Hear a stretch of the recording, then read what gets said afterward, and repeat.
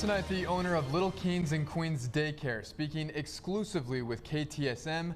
The man is being accused of child abuse and neglect. He's saying those allegations are simply not true.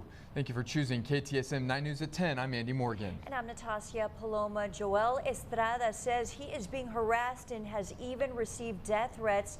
And tonight, he wants to clear his name. KTSM 9 News reporter Skylar Soto sat down with the man being accused. Joel Estrada is now speaking out, trying to clear his name. You may remember a mother who took her child to the daycare, sparking outrage on social media, alleging her little girl was abused at the daycare, even posting a graphic photo of a bloody diaper.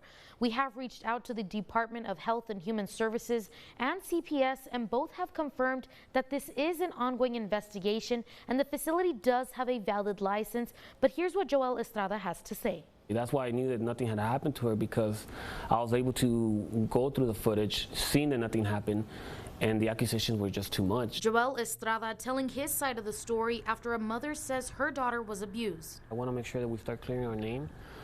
We tried to do so at the beginning, but it was just a overload of attacks and harassment, and anything that we would put out was getting turned around and just pretty much going towards our way. So we just decided to, follow my lawyer's advice and just, stay quiet until the investigation proceeded. So unfortunately, I can't do nothing about anybody's opinions. All I can say is that we were here since the beginning to serve the community. Estrada says when the rumors were brought to light, he tried to put himself in the mother's shoes. Estrada telling KTSM about alleged accusations that were made against him, like going to Juarez and getting an apartment near the daycare.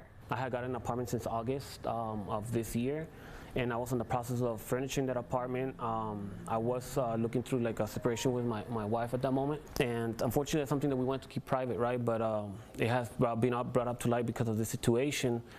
But as far as that, I try to put myself in the position of who the accuser at this point was, and I wasn't going to go against that because I wanted the police to be able to take care of that. He also says he was getting death threats through Facebook, text, and even Cash App, which also affected his family. If you're going to pay, and if you don't turn yourself in, your family's going to pay, your employees. It just got out of hand. Estrada says he's a father too, and it's easy to accuse someone with words. Where do her rights supersede mine? So all these threats that came around just affected our family enormously. I have 3 kids, and now their life is not the same as it was. I also asked Estrada about other families claiming other suspicious incidents regarding their children, and he says, in quote, after all this comes out and it comes out that nothing happened to this little girl, are their assumptions going to change, end quote. In studio, I'm Skylar Soto, KTSM 9 News.